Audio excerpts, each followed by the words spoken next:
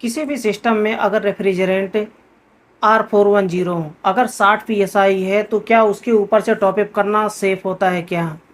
हमारे एक दोस्त ने पूछा है, आप देख सकते हैं कमेंट में। तो मैं थोड़ा सा छोटा सा वीडियो होने वाला, मैं एक्सप्लेन करने वाला हूँ कि क्या सेफ होता है क्या। क्योंकि मैं एक वीडियो ऐसा बनाया था जिसमें क्या हुआ था कि 60 PSI का प्रेशर था एक सिस्टम में, और उसके ऊपर से मैं थोड़ा एसी बंद कर देता हूँ, शायद नॉइस आ रहा होगा। तो एक एसी में हमने क्या किया था कि टॉप अप कर दिया था, 60 PSI था और उसके ऊपर से हमने टॉप अप कर दिया था। तो वहीं पर किसी ने वीडियो देख कर के, हमारे दोस्त ने, उन्होंने पूछा है कि क्या सेफ़ होता है क्या। तो चलिए इसके बारे में हम बात करते हैं। R410, R22 या फिर R32, जितने भी रेफ्रिजरेंट नॉर्मली यूज किए जाते हैं उसके बारे में हम बात करते हैं कि क्या कहाँ से हम टॉप अप कर सकते हैं। अगर मानिए कि R410 आपका 60 PSI या फिर 40 PSI भी है तो कोई दिक्कत नहीं है, आप उसमें टॉप अप कर सकते हैं। या फिर 20 PSI भी रेफ्रिजरेंट है तो भी आप टॉप अप कर सकते हैं, कोई दिक्कत नहीं है उसमें।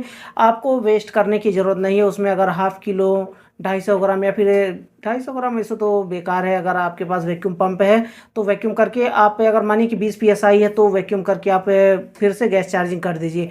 लेकिन अगर उसमें 40 PSI से ऊपर है, 60 PSI है, 50 PSI है, 80 PSI है, तो वेस्ट करने की ज़रूरत नहीं है।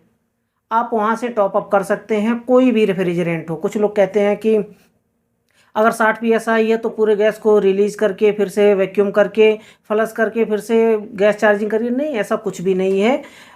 क्योंकि मैं जो प्रैक्टिस कर चुका हूँ, मैं उसी के ऊपर, मैं उसी के आधार पे मैं बात कर रहा हूँ।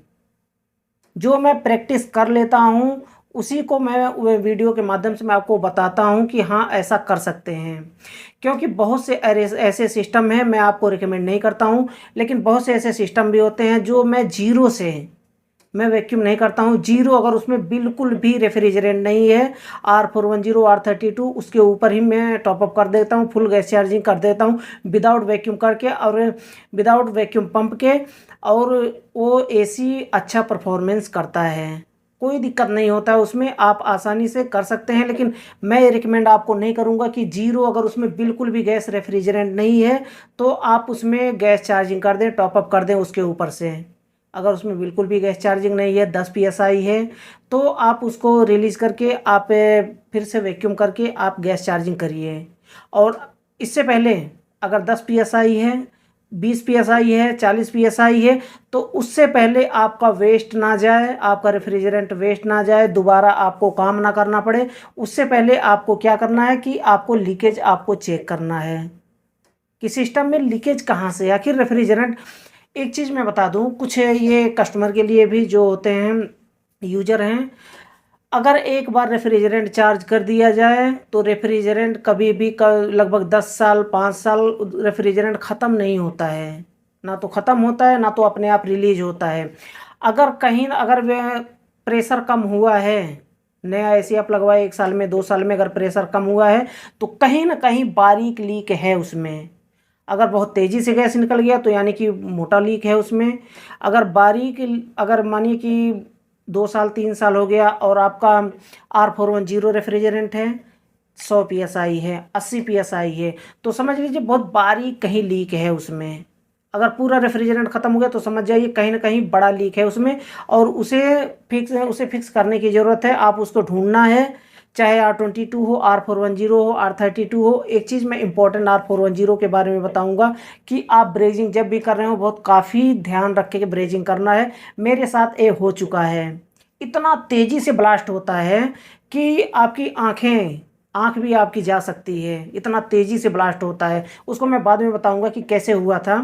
तो पहले हम बात कर लेते हैं कि R410 हो तो भी अगर आप उसमें, R410 का प्रेशर, सक्शन प्रेशर 60 PSI होता है। अगर 10 PSI है, 5 PSI है, तो आप उसके गैस को निकालिए और चेक करिए कि लीकेज कहाँ से है। लीकेज चेक करने के बाद कुछ बड़े प्रोजेक्ट पे काम करते हैं, जैसे कि मैं बड़े प्रोजेक्ट पे काम करता हूँ, तो मैं क्या करता हूँ कि अगर जीरो होता है ना रेफ्रिजरेंट का प्रेशर, तो वहाँ से भी मैं टॉप अप कर देता हूँ, गैस चार्जिंग कर देता हूँ। 1 साल अगर चल गया, 6 महीने चल गया, एक सीज़न चल गया तो कोई बात नहीं, क्योंकि हमारे पास इतना टाइम नहीं होता है कि हम गैस को वो लीकेज को रिपेयर कर पाएँ। इतना ज़्यादा काम होता है जो बड़े प्रोजेक्ट पे काम करते हैं। तो अगर छोटा-मोटा लीकेज होता है, जैसे कि बड़ा लीकेज होता है, अगर मानिए कि गैस आपने चार्ज किया, 1 महीने 2 महीने में गैस निकल गया, तो ऐसे लीकेज को आपको रिपेयर करना ज़रूरी है। तो आप अगर फील्ड में काम कर रहे हैं, इंडिया में, ख़ास करके इंडिया में काम कर रहे हैं, तो इंडिया में आपको टॉप अप नहीं करना है, जब तक कि आप लीकेज को फिक्स नहीं कर लेते। चाहे वो 10 पीएसआई है, 20 पीएसआई है, 50 पीएसआई आके बचा है, R410 की बात कर रहा हूँ। R22 50 पीएसआई है तो कोई बात नहीं है, 2-3 साल चला हुआ है सिस्टम, तो उसके ऊपर टॉप अप कर सकते हैं, फिर से वो 2-3 साल चल जाएगा। तो अगर बहुत ज़्यादा लीकेज है तो आपको लीकेज रिपेयर करने की ज़रूरत है। अच्छा, अब हम बात कर लेते हैं R410 को, अगर आप लीक रिपेयर कर रहे हैं तो। इंडोर हो या फिर आउटडोर हो, कहीं मानिए कि बारीक लीक है, यू बैंड पे है। मेरे साथ जो हुआ था ना, यू बैंड पे हुआ था। यू बैंड पे बहुत बारीक लीक था। अब मैं मुझे पता था कि ये हो नहीं सकता, ये कुछ ना कुछ गड़बड़ तो ज़रूर हो जाएगा, लेकिन इस तरह से ब्लास्ट होगा ये मुझे पता नहीं था। यू इंडोर के यू बैंड पे यहाँ पर अब एक लीकेज था, बहुत बारीक लीकेज था। मैं उसको सोचा कि थोड़ा सा गर्म करके और ब्रेजिंग रॉड वहाँ पर चिपकाऊंगा, हटा दूंगा, तुरंत हो जाएगा, मैं ये समझता था। लेकिन जैसे जैसे मैं उस पर हीट देता गया और ब्रेजिंग रॉड उस पर पिघलाता गया, वैसे वैसे वो लीक, जब मैं हटाता, ब्रेजिंग रॉड हटाता था, तुरंत वो फेंक देता था वहाँ से जहाँ पर लीक था। यानी कि क्योंकि R410 का प्रेशर बहुत ज़्यादा होता है, लीकेज को रिपेयर करना इम्पॉसिबल है। ऐसा कभी भी गलती नहीं करना चाहिए। तो बार बार फेंक दे रहा था, फेंक दे रहा था। अब जब बहुत ज़्यादा हीट हो गया, वो जो यू बैंड है ना, यू बैंड बहुत ज़्यादा हीट हो गया, तो वहाँ से इतना तेज़ी से फटा, फटाक करके फटा, और गैस पूरे रूम में, जिसके यहाँ मैं काम कर रहा था, मैं फटाक से मेन डोर जा कर के बंद कर दिया।